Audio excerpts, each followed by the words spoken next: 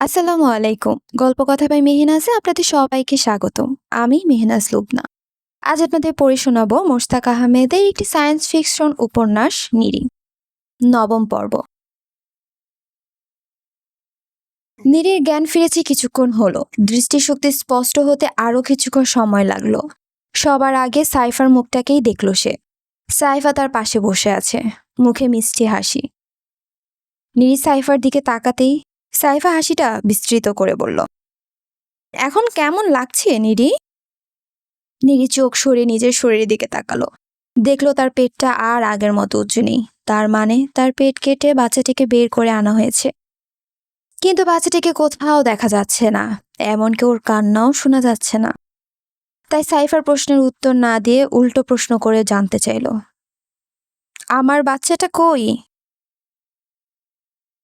তোমার পেট থেকে ওটাকে বের করে নেওয়া হয়েছে। তোমরা যে সত্যি এরকম একটা পৈশাচিক কাজ করবে তা আমি কল্পনাতেও ভাবতে পারিনি।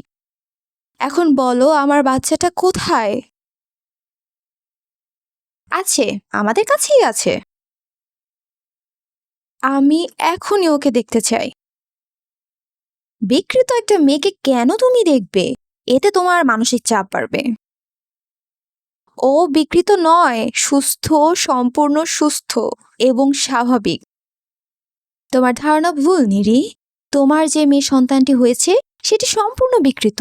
তোমার চেহারার সাথে 50 ভাগের মতো মিল আছে। তোমার ডিএনএর সাথে 50 ভাগ মিল, বাকি 50 ভাগ বিকৃত ডিএনএ পেয়েছে। তুমি জানো, আমরা যারা এখন পৃথিবীতে আছি সবার ডিএনএ এক। ভিন্ন ডিএনএর কেউ হলে তাকে আমরা বিকৃত বলি। এজন্য তোমার মেয়েও বিকৃত। চেহারা যেমন স্বাভাবিক না, বড় হলে স্বভাব চরিত্র স্বাভাবিক হতো না, আমাদের সাথে মিল থাকতো না। নেরি আর সহ্য করতে না পেরে বলল, আমি ওকে দেখতে চাই সাইফা। ও খুব কষ্ট আছে। কেন কষ্টে থাকবে? জন্মের সময় ও খুব ক্ষুধার্ত ছিল। অবশ্যই উচিত ছিল ওকে বুকের দুধ খাওয়ানো।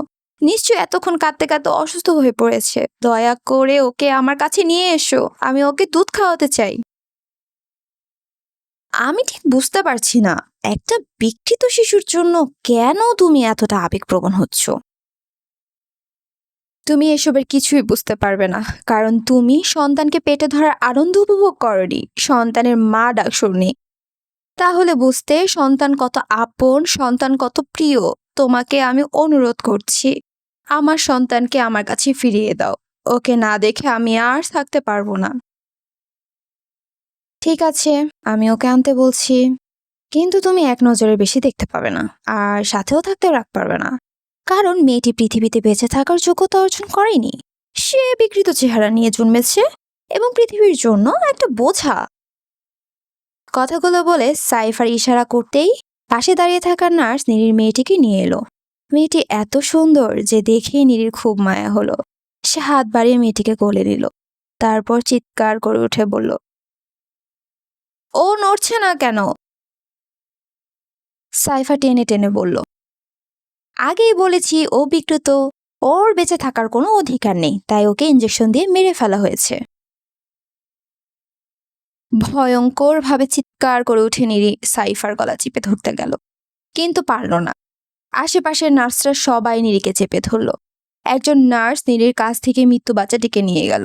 নিরি হাত পা ছুঁড়ে আপ্রাণ চেষ্টা করলো নিজেকে ছাড়িয়ে নিতে, কিন্তু পারল না। একে তো অপারেশনের জন্য তার পেটে প্রচন্ড ব্যথা, তার উপর 4জন নার্স তাকে চেপে ধরেছে। শেষে কিছু করতে না পেরে থুত ছুড়ল সাইফার মুখের উপর। তারপর আগের মতো চিৎকার করে বলে উঠল, সাইফা, আমি তোমাকে ছাড়বো না, আমি তোমাকে ছাড়বো না। তুমি আমার বাচ্চাকে হত্যা করেছো, আমি নিজ হাতে তোমাকে হত্যা করব।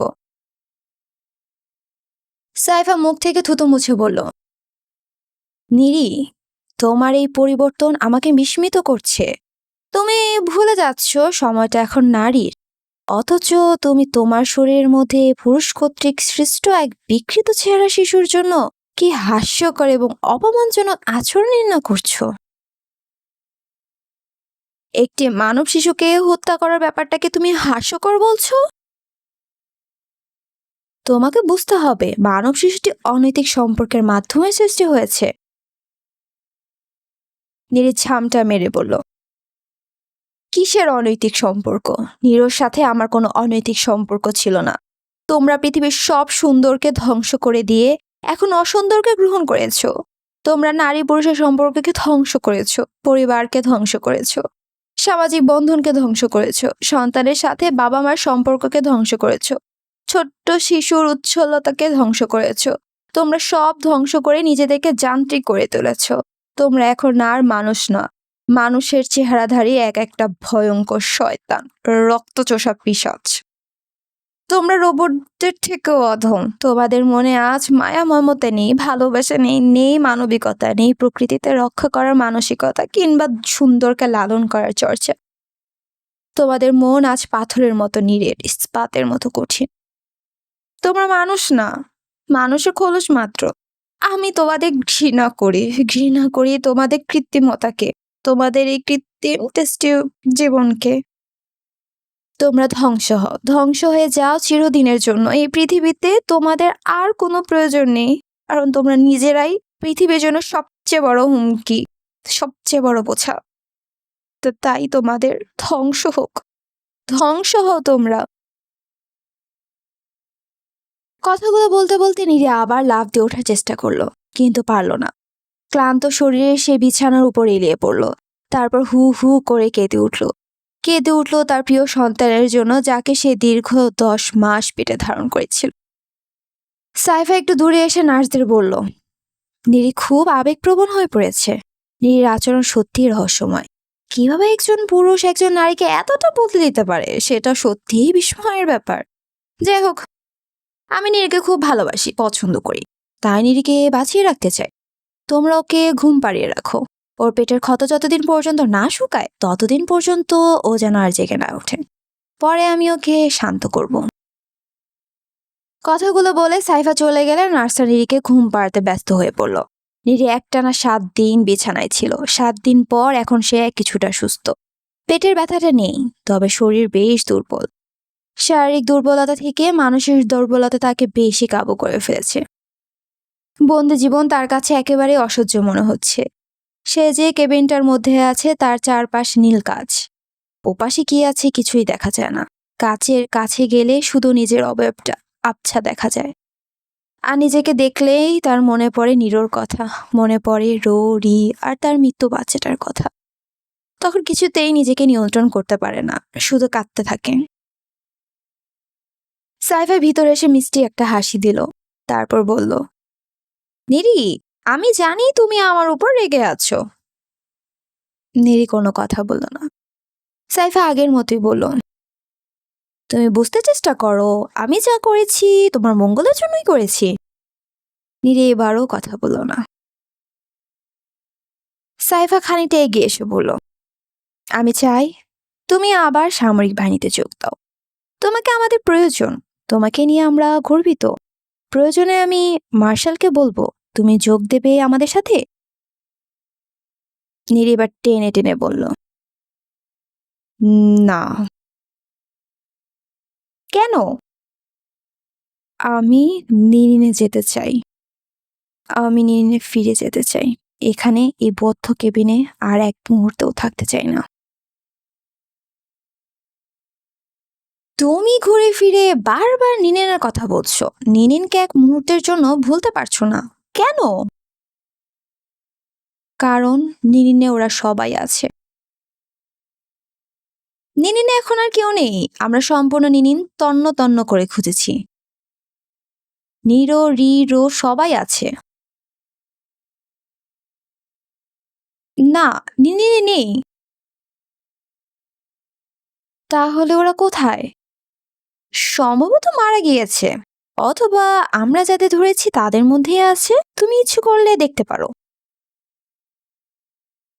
নীরি কয়েক মুহূর্তের জন্য স্থির দৃষ্টিতে সাইফার চোখের দিকে তাকালো, তারপর টেনে টেনে বলল, কোথায় ওরা?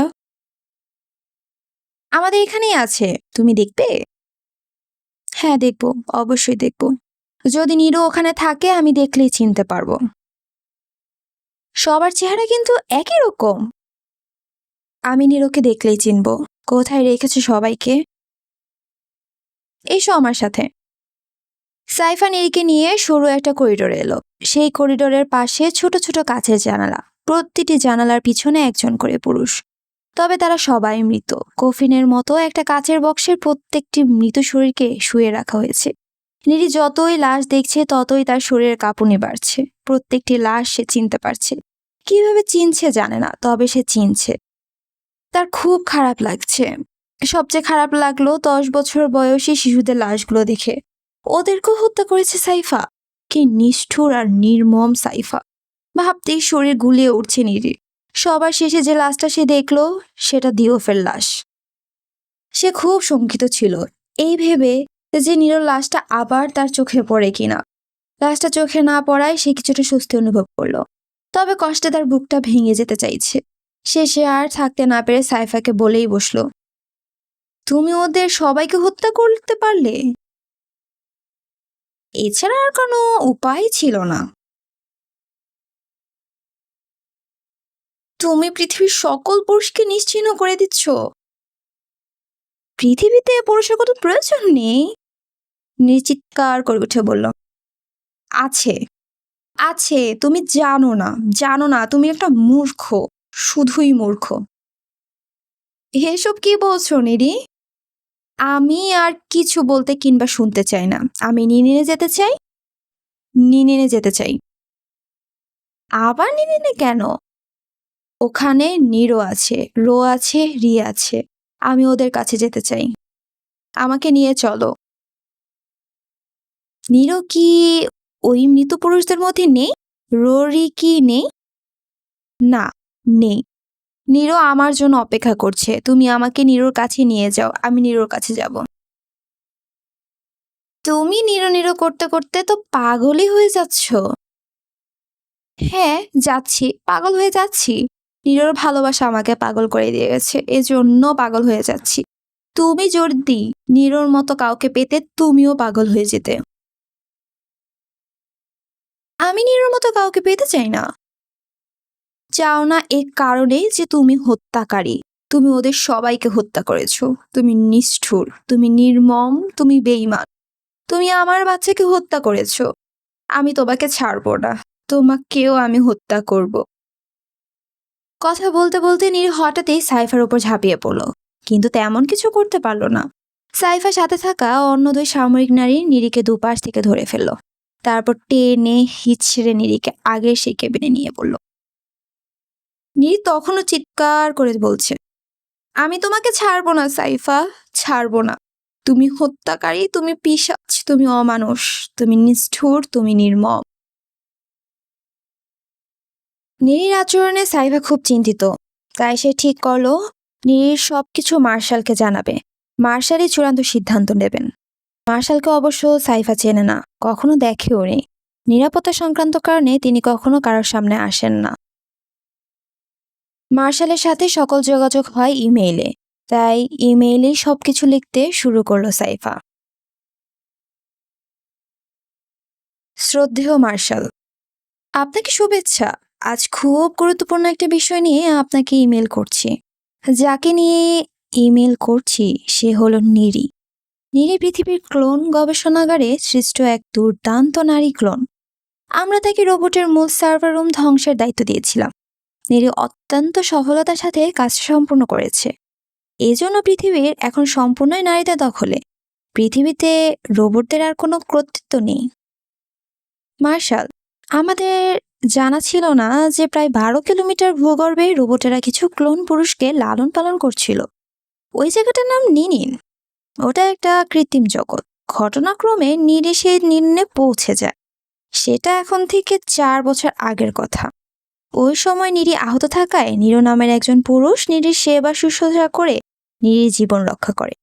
নীরি প্রচণ্ড পুরুষ বিদেশী হলেও কোনো এক অজানা কারণে নীরোর প্রতি আসক্ত হয়ে পড়ে। পরবর্তীতে তাদের মধ্যে ভালোবাসা নামক এক সম্পর্কের সৃষ্টি হয়, যা অনেক আগে পুরুষ এবং নারীর মধ্যে ছিল। এর থেকেও ভয়ঙ্কর যে ব্যাপার সেটা হলো নীরো নামের ওই পুরুষটি নীরির মাধ্যমে 2টো সন্তানের জন্ম দেয়, যাদের নাম রো এবং রি। যদিও আমরা নিরিনের সকল পুরুষকে আটক করেছি, এখন পর্যন্ত নীরো, রো এবং রিকে আটক করতে পারিনি। আটককৃত পুরুষদের নেতা দিওফের উপর প্রচণ্ড শারীরিক নির্যাতনের মাধ্যমে আমরা সকল তথ্য জানতে পারি এবং নিরিকে উদ্ধার করি। বিস্ময়ের ব্যাপার হলো উদ্ধারের পর থেকে নিরি আমাদের সাথে অনাকাঙ্ক্ষিত আচরণ করছে। এখানে উল্লেখ্য, নিরির পেটের মধ্যে আরও একটা মেয়ে সন্তান ছিল। আমরা অপারেশনের মাধ্যমে নিরির গর্ভ থেকে শিশুটিকে বের করার পর যখন দেখি শিশুটি বিকৃত, তখন পৃথিবীর নিয়ম অনুসারে শিশুটিকে হত্যা করি। এতে নিরি আমার উপর ক্ষিপ্ত হয় এবং আমাদের ঘৃণা করতে শুরু করে। আরও জানিয়েছে সুযোগ পেলে আমাদের হত্যা করবে। নিরির এইরূপ আচরণ আমার কাছে বিস্ময়কর মনে হচ্ছে। এই জন্যই আমি আপনাকে এত বিস্তারিত লিখছি। মার্শাল, নিরির আচরণ বিশ্লেষণের আমি যেটা বুঝতে পারছি তা হলো নিরো নামের পুরুষটি নিরিকে সম্মোহিত করেছে। নিরির এখন বিশ্বাস পুরুষ ছাড়া নারীর জীবন মূল্যহীন এবং নারী পুরুষের সম্পর্কের মধ্যে স্বর্গীয় এমন কিছু আছে যা থেকে আমরা বঞ্চিত। তার ধারণা পৃথিবী থেকে পুরুষদের নিশ্চিহ্ন করা ছিল আমাদের সবচেয়ে বড় ভুল। সে দাবি করছে একজন নারীর জীবনে একজন পুরুষ অতি গুরুত্বপূর্ণ এবং পুরুষ নারীর শরীরে যে সন্তান উৎপাদন করে সেটা নারীর জীবনের সবচেয়ে বড় প্রাপ্তি। নারীর সবচেয়ে বড় সুখ নাকি সন্তানের মা ডাক শোনা। এই জন্য নিরির জোর দাবি প্রত্যেক নারীর অবশ্যই কোনো না কোনোভাবে একজন পুরুষের সান্নিধ্যে আসা উচিত। যদিও আমার কাছে নিরির এই সকল দাবি অযৌক্তিক এবং হাস্যকর মনে হয়, কিন্তু আমি একেবারে উপেক্ষাও করতে পারছি না। কারণ নিরির আত্মবিশ্বাসের জোর এত বেশি যে বিস্মিত হওয়ার মতো। সে বারবার তাকে নিরিনে ফেরত পাঠাতে অনুরোধ করছে। সেখানে সে নিরো এবং তার সন্তানের সাথে বাকি জীবন কাটাতে চায়। আমি ঠিক বুঝতে পারছি না নিরি কিভাবে এসব আশা করছে। সেখানে আমার নিরো সহ অন্য সবাইকে হত্যা করার পরিকল্পনা করছি। মার্শাল, রোবটেরা কেন পুরুষদের নিরিনের গোপনে সংরক্ষণ করেছিল বিষয়টার রহস্যময় হলো কারণটা আমরা অনুধাবন করতে পেরেছি। কোনো কারণে রোবটের পৃথিবীর নারীদের নিকট পরাজিত হলে এই পুরুষেরা উপরে উঠে আসবে এবং নারীদের সাথে সম্পর্ক স্থাপন করে আবার পৃথিবী দখল নিয়ে নেবে, অর্থাৎ পৃথিবী কর্তৃক হবে পুরুষদের। এর মধ্যে রোবটেরা পরাজিত হয়েছে এবং একজন পুরুষ নিরির সাথে সম্পর্ক করে সন্তান উৎপাদনও করেছে, অর্থাৎ রোবটদের গোপন ষড়যন্ত্র সফল হতে চলেছে। কিন্তু তা আমরা হতে দিতে পারি না। তাই এই বিষয়ে আপনার নির্দেশনা অনুযায়ী আমরা প্রয়োজনীয় ব্যবস্থা গ্রহণ করব। আর হ্যাঁ, একটা প্রস্তাবনার বিষয়ে আপনাকে জানাতে চাচ্ছি, আর তা হলো নারীর শরীরে ইউটেরাস বা জরায়ু নামের যে অঙ্গটা আছে সেখানে সন্তান বড় হয়। আমরা চিন্তা করে দেখেছি যদি নারীর শরীরে কোনো জরায়ু না রাখা হয় তাহলে আর পুরুষ কর্তৃক নারী শরীরের বিকৃত সন্তান জন্মদানের ঝুঁকি থাকবে না। এই জন্য ক্লোন গবেষণাগারে সকল নারীকে ইউটেরাস বা জরায়ু ছাড়াই সৃষ্টি করা যেতে পারে। বিষয়টি আপনি বিবেচনায় রাখতে পারেন। মার্শাল, নিরিকে নিয়ে এখন আমরা কি করব ঠিক বুঝতে পারছি না। আমরা বুঝতে পারছি নিরি সম্পূর্ণ নির্দোষ এবং পরিস্থিতির শিকার। নিরো নামের পুরুষ প্রতারিত করেই তাকে ভালোবাসার ফাঁদে ফেলেছে, পারিবারিক বন্ধনে আবদ্ধ করেছে এবং তাকে গর্ভবতী করে সন্তান জন্ম দান করতে বাধ্য করেছে। বিচার হলে এজন্য অবশ্যই নিরোর হওয়া উচিত। আর এই বিচারের রায় একটাই, মৃত্যুদণ্ড। কিন্তু নিরির বিরুদ্ধে অভিযোগ দাঁড় করানোর মতো আমি কিছু খুঁজে পাচ্ছি না। এই জন্য নিরিকে মুক্ত করে আবার সামরিক বাহিনীতে কাজ করার সুযোগ দিতে চাচ্ছি। এই বিষয়ে আপনার গুরুত্বপূর্ণ মতামতের জন্য অপেক্ষা করছি। Saifa, team commander. সাইফার মেল পাঠানোর সাথে সাথে মার্শালের উত্তর পেয়ে গেল। সে মেল খোলার আগে মনে প্রাণে চাচ্ছিল মার্শাল যেন নিরিকে আবার সামরিক বাহিনীতে কাজ করার সুযোগ দেয়, কারণ নিরিকে সে সত্যিই পছন্দ করে। কাপা হাতে মেইলে ক্লিক করতেই মার্শালের সিদ্ধান্ত চোখের সামনে ভেসে উঠল। সাইফা যা দেখল তা সে প্রথমে নিজেও বিশ্বাস করতে পারল না, কিন্তু তাকে বিশ্বাস করতে হলো, কারণ স্পষ্টভাবে লেখা, নিরি, নিরো, রো এবং রির মৃত্যু নিশ্চিত করো। সিদ্ধান্ত পাওয়ার পর সাইফার মাথা ধরে গেল। মার্শাল যে এরকম একটি সিদ্ধান্ত নেবেন তা সে কল্পনাও ভাবেনি। নিরি সম্পূর্ণ নিরাপরাধ, অথচ মার্শাল তাকে হত্যা করতে বলেছে। এটা কোনোভাবেই যুক্তিতে আসে না। খুব বেশি হলে নিরির চাকরি চলে যাওয়ার সিদ্ধান্ত যৌক্তিক বলে বিবেচিত হতে পারে, কিন্তু নিরিকে হত্যা করার সিদ্ধান্ত সত্যিই অযৌক্তিক। এতে নিরির প্রতি চরম অবিচার করা হবে, কারণ নিরি তার বর্তমান অবস্থার জন্য দায়ী নয়, বরং পৃথিবীতে রক্ষা করতে গিয়ে তাকে 4 বছর পুরুষের কাছে নির্যাতিত হতে হয়েছে। কাজে শাস্তি যদি পেতেই হয় নিরোর পাওয়া উচিত, নিরির নয়। কিন্তু নিরিকে রক্ষা করবে কিভাবে? মার্শালের কথার বাইরে যাওয়ার কোনো উপায় নেই। সামরিক সিদ্ধান্তগুলো এরকমই। একবার সিদ্ধান্ত হয়ে গেলে তা আর বদলানো যায় না। কাজে মার্শালকে অনুরোধ করেও লাভ হবে না। সুতরাং তাকে এখন যা করতে হবে তা হলো নীরের মৃত্যু নিশ্চিত করা। সে সাথে নীরসহ অন্য সবাইকে হত্যা করতে হবে। কিন্তু কোথায় পাবে অন্যদের? পেতে হলে চালাকি করতে হবে। নীরিকে দিয়ে ফাঁদ পাততে হবে। কিন্তু কাজটা কি ঠিক হবে? নিজেকে প্রশ্ন করে নিজেই দ্বিধায় পড়ে গেল সাইফা। সাইফাকে আক্রমণ করার অপরাধে নীরিকে হাত বেঁধে মেঝের উপর ফেলে রাখা হয়েছিল। সাইফা এসে নীরিকে টেনে বাইরে বের করে আনলো। তারপর একটা গাড়িতে বসিয়ে ছুটে চলো সামনের দিকে।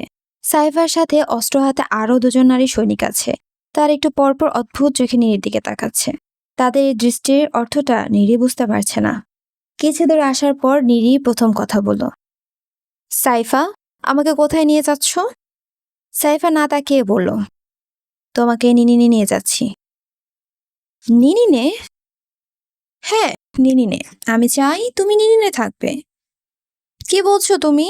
হ্যাঁ নিরি, আমি আমার ভুল বুঝতে পেরেছি। নিরি উৎফুল্ল কণ্ঠে বলল, আমি জানতাম তুমি তোমার ভুল বুঝতে পারবে। আমি তোমাকে সুখী দেখতে চাই। আমি চাই নিরো, রো, রি সবাইকে নিয়ে তুমি সুখী থাকো। আমি সত্যি তোমার কাছে কৃতজ্ঞ সাইফা। তুমি আমাকে ক্ষমা করো। আমি অনেক বড় অন্যায় করেছি। তোমার সন্তানকে হত্যা করেছি। নিরিনের সকল পুরুষকে হত্যা করেছি। আমি এখন বুঝতে পারছি কত বড় অপরাধ আমি করেছি। যদিও জানি এই অপরাধের কোনো ক্ষমা নেই, তারপরও সম্ভব হলে তুমি আমাকে ক্ষমা করো। তোমার অনুশোচনাই তোমার প্রায়শ্চিত্ত। তাই যদি হয় তাতে কিছুটা হলেও শান্তি পাবো। কথা বলতে বলতে সাইফা একটা জঙ্গলের মধ্যে এসে গাড়ি থামালো। গাড়ি থেকে নেমে নিরির হাত খুলে দিয়ে বলল, নিরি, তুমি মুক্ত। সামনে যে বড় পাথরটা দেখতে পাচ্ছ তার পাশে একটা সুড়ঙ্গ আছে। ওটাই নিরিনে যাওয়ার সুড়ঙ্গ। তুমি ওই সুড়ঙ্গ দিয়ে নিরিনে পৌঁছে যেতে পারবে। আর এই যে একটা ব্যাগ, এখানে খাবার আর প্রয়োজনীয় জিনিসপত্র আছে। চলার পথে তোমার কোনো অসুবিধা হবে না। আনন্দে নীরের চোখে পানি চলে এলো। সে সবকিছু ভুলে সাইফাকে জড়িয়ে ধরলো। তারপর বিদায় নিয়ে ঢুকে গেল সুড়ঙ্গের মধ্যে। নীরের সুড়ঙ্গের মধ্যে অদৃশ্য হয়ে যাওয়ার কিছুক্ষণ পর সাইফা তার অন্য দুই নারী সৈনিককে ডাকলো। তারপর বলল, আমরা খুব সতর্কতার সাথে নীরিকে অনুসরণ করব। নীরি যেন কিছু বুঝতে না পারে আমাদের উদ্দেশ্য কি। বুঝতে পেরেছো?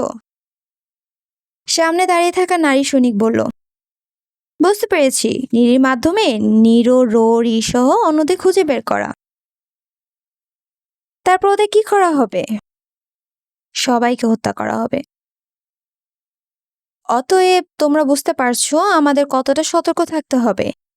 নিরি যেন কিছু জানতে না পারে। তাহলে আগেভাগে সতর্ক হয়ে যাবে। তখন আমরা আমাদের কাজ সম্পূর্ণ করতে পারবো না। চলো যাই। সাইফা তার সাথে দুই নারী সৈনিককে নিয়ে নিনের সুড়ঙ্গে প্রবেশ করলো। নিরি এগিয়ে চলছে শুনো নিনের দিকে। শুনো নিনে যে কত দূরে এখন বুঝতে পারছে সে। পথের যেন শেষই নেই। পিলারগুলো যেন আর শেষ হয় না। শুধু মানসিক শক্তির কারণে শারীরিক ক্লান্তিটা অনুভব করছে না সে। নিরো, রি, রোর সাথে বাকি জীবনটা কাটাতে পারবে। এই ভাবনা মানসিকভাবে তাকে এতটাই শক্তিশালী করেছে যে সে বিশ্রাম না নিয়েই ঘন্টার পর ঘন্টা এগোতে পারছে। এভাবে দিনের পর দিন বড় বড় পিলারগুলো গুনে গুনে এগোচ্ছে সে। যতই এগোচ্ছে ততই পিলারের নম্বর কমে শূন্যের দিকে যাচ্ছে। এক পর্যায়ে নিরি সত্যিই দুর্বল হয়ে পড়তে শুরু করলো। দুর্বলতার মূল কারণ কয়েকদিন আগেই তার অপারেশন। এরকম অপারেশনের শরীর নিয়ে তার পক্ষে এত লম্বা পথ পাড়ি দেওয়া কখনোই সমাজীন নয়। অথচ তাকে পাড়ি দিতে হচ্ছে। কারণ নিরো, রো, রি সবাই তাকে টানছে। আর টানছে বলেই প্রচণ্ড কষ্টের মধ্যেও আত্মবিশ্বাসী থাকতে পারছে সে। তা না হলে নিরিনের বিপদসংকুল পথ সে পাড়ি দিতে পারত না। বিশেষ করে দিনের থেকে রাত তার জন্য বেশি ভয়ঙ্কর।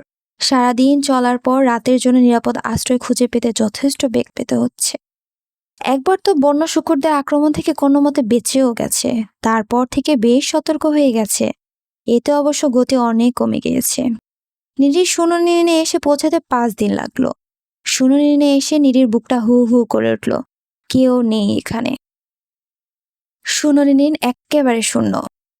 পৃথিবীর উপরে নারী সৈনিকরা কিছু কিছু ঘর ভেঙেও ফেলেছে।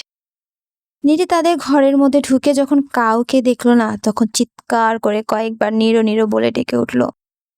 কোনো সাড়া শব্দ না পেয়ে রো আর রিকেও ডাকলো। ওদেরও কোনো সাড়া শব্দ না পেয়ে আবার চিৎকার করে ডাকতে লাগলো, রো, রি, তোমরা কোথায়? আমি তোমাদের মা, নিরি।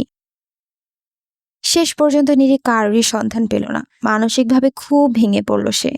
একসময় আর নিজেকে ধরে রাখতে পারল না, ধপ করে পড়ে গেল ঘরের কাঠের মেঝেতে। খুব দুর্বল লাগছে তার, একই সাথে পেটের যন্ত্রণাটাও বেড়েছে। সামনে ঝুঁকে পেটের দিকে তাকালেই দেখে অপারেশনের কাটা জায়গা থেকে হলুদ হলুদ পুঁজ বের হচ্ছে। সে বুঝতে পারলো গত 5 দিনে ক্ষতটা তো ইনফেকশন হয়ে গেছে।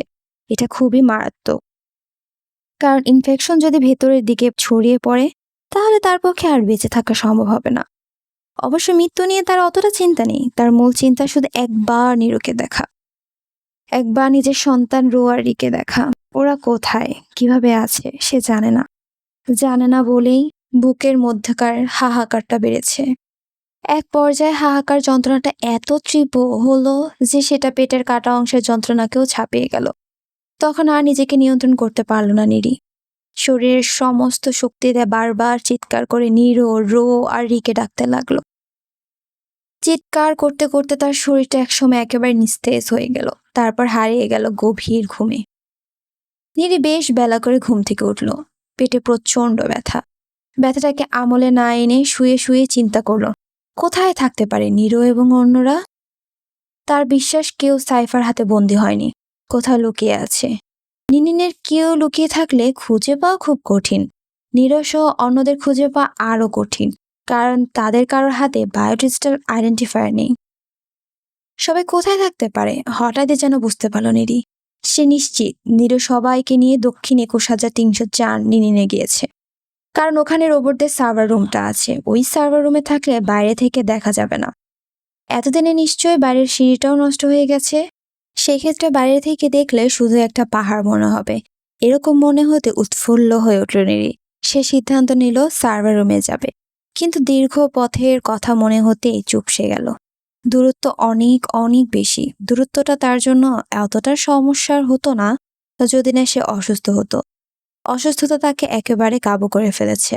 তারপরও সে সিদ্ধান্ত নিল সে যাবে সার্ভার রুমের, যেখানে তার প্রিয় মানুষগুলো তার জন্য অধীর আগ্রহে অপেক্ষা করছে। নিরি ঘরের মধ্যে চামড়ার তৈরি অনেকগুলো পোশাক পেল। নিজের শরীরে জড়িয়ে রাখা হাসপাতালের সাদা কাপড় খুলে চামড়ার পোশাক পরে নিল। তারপর সাদা কাপড়ের হাতে নিচে নেমে এলো। পাশের জঙ্গল থেকে ব্যথানাশক পাতা এনে পেটের ক্ষতের উপর লাগালো। সাদা কাপড় দিয়ে ক্ষতটাকে চাপ দিয়ে বাঁধল। এতে কিছুটা হলো আরাম অনুভব করলো সে। তারপর শুনুনি নিয়ে তাদের ছোট্ট ঘরটার দিকে তাকালো। এই ঘরে প্রায় 4টা বছর সে নীরোর সাথে কাটিয়েছে। এই ঘরকে ঘিরে কত আনন্দ, বেদনা, স্মৃতি জড়িয়ে আছে। এই ঘরেই তার সবচেয়ে প্রিয় 2 সন্তানের জন্ম হয়েছে। ঘরটার প্রতি তার এতই ভালোবাসা জন্মেছে যে মনে হচ্ছে ঘরটা যেন তার নিজের প্রাণ। তাই চলে যেতে গিয়েও যেতে পারল না, আবার ফিরে এলো ঘরটির কাছে। ঘরে নিচের খাম্বা ধরে বেশ কিছুক্ষণ নিজের মতো করে ফুপিয়ে ফুপিয়ে কাঁদল। শেষে হাতের উল্টো পিঠে চোখ মুছে শেষবারের মতো তাকালো ঘরটির দিকে। নিজের অজান্তেই বুক চিরে লম্বা একটা দীর্ঘশ্বাস বেরিয়ে এলো। তারপর ধীর পায়ে হারিয়ে গেল জঙ্গলের মধ্যে। নিরি এবারের যাত্রা তার জন্য সত্যি অত্যন্ত দূর হয়ে পড়ল। চলার পথে খাবার আর পানির অভাব না থাকলেও শারীরিক আর মানসিক শক্তির অভাবটা সে দারুণভাবে উপলব্ধি করছে। পেটে বাড়তি যন্ত্রণাটা তাকে সবসময় অস্থির করে রাখছে, পাশাপাশি দুর্বলও করে ফেলেছে। তারপরও সে এগোচ্ছে, তবে গতি এখন অনেক কম, পথটাও অপরিচিত। অনেক আগে নীরোর সাথে সে যে পথে এসেছিল সেই পথ আগেই হারিয়ে ফেলেছে। শুধু পিলার ধরে ধরে এগোচ্ছে। সে এতটাই দুর্বল যে প্রত্যেকটা পিলারের গোড়ায় এসে তাকে বিশ্রাম নিতে হচ্ছে, আর বিশ্রাম নিতে গেলে ঘুমিয়ে যাচ্ছে। অনেকটা জোর করে জেগে থাকছে সে, কারণ সে জানে ঘুমিয়ে পড়লে যে কোনো সময় হিংস্র কোনো প্রাণীর পেটে চলে যেতে পারে। শুনানি থেকে যাত্রার দ্বিতীয় দিনে খালের মধ্যে একটা জলাশয় বাধা হয়ে দাঁড়ালো নিরির জন্য। নিরি যতদূর মনে পড়ে নীরোর সাথে সে যখন সার্ভার রুম থেকে শুনানি নিয়ে এসেছিল তখন এরকম একটা খাল ছিল, তবে পানি ছিল কম, সহজে পার হতে পেরেছিল। কিন্তু এখানে পানি অনেক বেশি, তাই কম পানির জায়গা খুঁজতে সে খালের প্রান্ত ধরে এগোতে শুরু করলো। অনেকদিন এগোনোর পরও অগভীর পানি সে পেল না। একসময় বুঝতে পারল সে তার পথের পিলার থেকে দূরে সরে যাচ্ছে। এভাবে এগোতে থাকলে উল্টো ফল হবে। শেষে সিদ্ধান্ত নিল সাঁতরে খালটা পার হবে, কিন্তু সাহস হচ্ছে না। খালের পানিতে সে কুমির দেখেছে। তাছাড়া খালটা নানা ধরনের জলজ গাছে পূর্ণ। কিছু কিছু লতার উপরে বড় বড় গাছের ডাল থেকে নিচের পানিতে ঝুলে পড়েছে। ওই লতাগুলোর সাথে ছোট বড় নানা সরীসৃপ জাতীয় প্রাণী আর ব্যাঙ দেখা যাচ্ছে। আশেপাশে অনেক ধরনের সাপ থাকারও অসম্ভব কিছু না। খালটা যদিও খুব চওড়া না, কিন্তু ঝুঁকি অনেক বেশি। বলতে গেলে মৃত্যুকে হাতে নিয়ে খালটা পার হতে হবে। নীরে জোরে শ্বাস নিল। তার আর কোনো উপায় নেই। খালটাকে পার হতেই হবে, তাই খুব সতর্কতার সাথে সে পানিতে নেমে এল। যেন পানিতে খুব বেশি নাড়া না লাগে। যতই এগোচ্ছে পানির গভীরতা ততই বাড়ছে। একসময় তার গলা পর্যন্ত পানিতে ডুবে গেল। তারপরও সে থামল না, এগোতেই থাকলো। দুপাশের লতাগুলো হাত দিয়ে খুব ধীরে ধীরে সরিয়ে দিল। উপরের গাছের ডালপাতার ঘনত্ব ভেদ করে সামনের পানিতে সূর্যের আলো এসে পড়ায় পানির উপরের অংশটা দেখতে খুব ভালো লাগছে। ওই আলো ধরে এগোচ্ছে সে। হঠাৎ ডান পাশের পানি খুব জোরে নড়ে উঠল। ভয় একেবারে জমে যাওয়ার মতো অবস্থা হলো নীলির। সে নিশ্চিত ওটা বড় ধরনের কোনো পাইথন সাপ। অন্যদিকে একটু দূরে পানি বুদবুদ দেখে তার মনে হলো ওখানে কুমির আছে। কারণ কুমির পানিতে ওরকম বুদবুদ ছাড়ে। নীরির কি হলো নীরি বুঝতেই পারল না। সে দ্রুত সাঁতরাতে শুরু করলো। পানিতে এত জোরে সাঁতরানো যে ঠিক হবে না সে সেটা বেমামুল ভুলে গেছে। আর একটু এগোলেই সে তীরে পৌঁছে যাবে, এজন্য নিজের মধ্যে খুব তাড়া অনুভব করছে। সাঁতরাচ্ছেও দ্রুত। নীরি দ্রুত সাঁতরাতে শুরু করলে সমস্ত খালের পানিতে আলোড়ন বেড়ে গেল।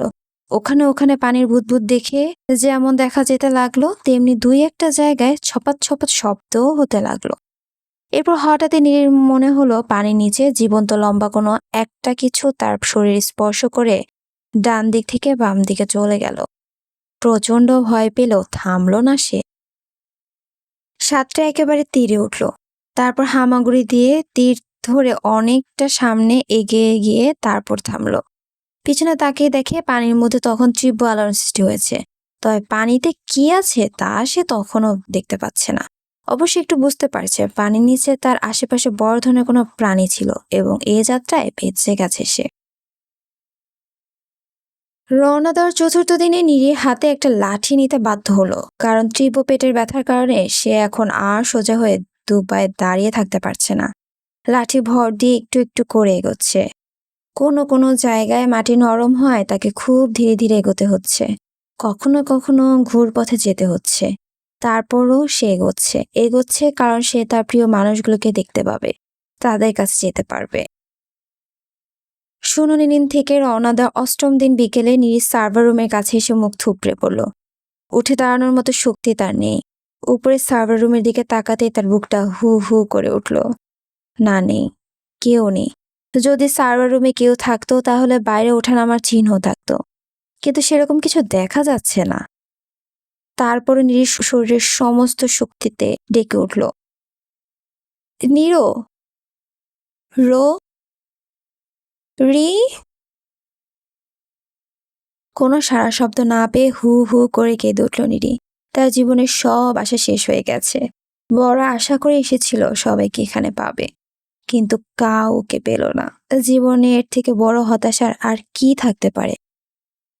কাঁদতে কাঁদতে নীরি ডাকতে থাকলো, নীরো, নীরো, রো, রি, নীরো, নীরো। নীরি যখন এরকম ঘোরের মধ্যে তখনই মা মা ডাক শুনতে পেল। মাথা ঘুরিয়ে উপরের দিকে তাকাতেই দেখে সার্ভার রুমের প্রবেশপথে বড় পাথরটার উপর দাঁড়িয়ে রো আর রি চিৎকার করে তাকে ডাকছে। নীরি মিষ্টি হাসি দিলে ও পাশ থেকে রো রি চিৎকার করে বলে উঠল, বাবা, মা এসেছে, মা, আমাদের মা এসেছে, বাবা, বাবা। নীরি দেখলো নীরও পাথরের উপর এসে দাঁড়িয়েছে। তারপরে নীরি নীরি বলে চিৎকার করতে করতে নেমে আসছে পাথরের পথ দিয়ে। এরপর আর কিছু দেখতে পেল না নীরি। তার চোখের সামনে সবকিছু অন্ধকার হয়ে গেল। আজ এই পর্যন্তই। যদি আপনাদের আমার কাছ থেকে গল্পটি শুনে ভালো লেগে থাকে তাহলে প্লিজ কমেন্ট করে জানাতে ভুলবেন না। আর আমার চ্যানেলটি যদি ভালো লেগে থাকে তাহলে অবশ্যই লাইক, শেয়ার অ্যান্ড সাবস্ক্রাইব করবেন। Thank you.